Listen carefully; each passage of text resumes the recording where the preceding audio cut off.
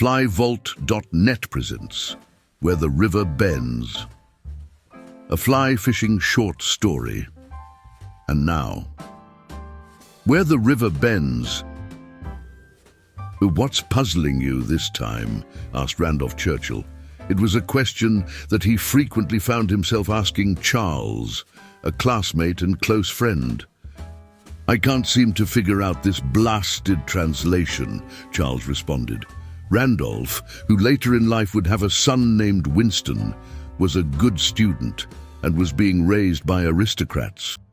Knowing how to translate Greek into English was not Charles's strong suit, as he was most likely daydreaming of his next outdoor escapade. So without hesitation, Randolph would work out the problem for his friend to turn in. Charles, born in 1848 to his mother Marion and father Charles Sr., would spend the first 4 years of his life in the lavish and richly historic countryside of Denton Park, Yorkshire. In 1852, the family would relocate to the prestigious sporting estate of Doddington Park, a civil parish located in Cheshire. By the age of 6, Charles was being groomed in the world of sport shooting prior to the breech-loader-style firearms. He became well versed in the sport of hunting at a young age, a passion that would stick with him throughout his life. In 1862, at the age of 14, Charles would start to attend school at Eton, where he would meet Randolph, a friend who would frequently help him with his studies. After Eton, he would matriculate at Oxford before setting his eyes on travelling the world. One of his earlier adventures would lead him to Constantinople, where he would be introduced to Augustus Charles Hobart Hampton, often referred to by his contemporaries as Hobart Pasha. Born into nobility, Hobart would join the Royal Navy in 1835 at just 13 years of age and became adamant about helping stop the slave trade out of Brazil. He would become highly decorated for his outstanding performances in the Navy, took part in the American Civil War before becoming the naval advisor to the Ottoman Sultan. He ultimately would become the rear admiral to the Sultan's naval fleet. Hobart took a liking to Charles and would gain him access to hunt the preserves of Constantinople. Subsequent expeditions took him to the rich hunting grounds of the Northern Hemisphere. He explored countries like Norway, Iceland, and Canada, where he pursued unique local game and enjoyed fly fishing for trout and salmon, with a particular fondness for hunting grouse, deer, beaver, and snipe. He also achieved trophy kills of bear and moose, meticulously documenting each of his hunts in a detailed journal. It would be in that same journal where he wrote about his angling adventures that included deep-sea fishing off the coasts of Ireland, Scotland, and Norway. It was stated that he was likely the first Englishman to rent a river in Iceland and fly fish for salmon and trout in all the countries he would visit. Charles had always had a fondness for fishing in the Scottish Highlands. This affinity likely stemmed from his youth when he would travel north with his father for sport shooting.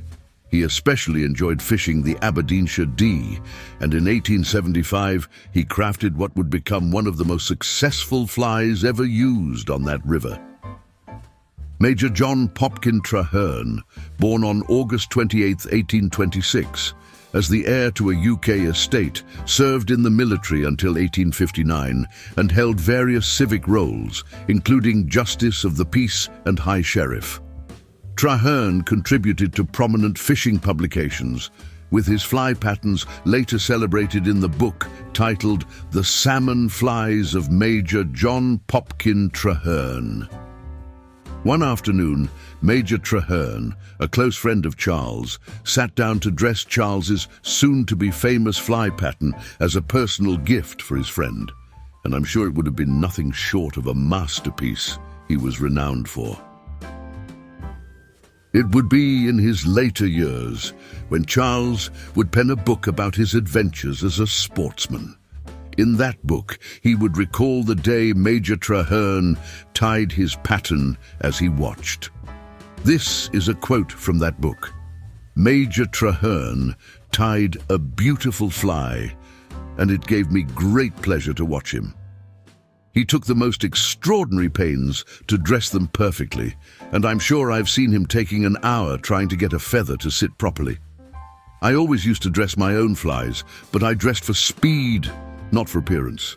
Nevertheless, my rough and ready affairs caught fish every bit as well as Trahern's fancies. I hardly ever dressed two flies alike. I just sat down and dressed away, just as the spirit moved me. Charles' book, titled A Veteran Sportsman's Diary, was published in 1926, just 3 years before his passing at the age of 81.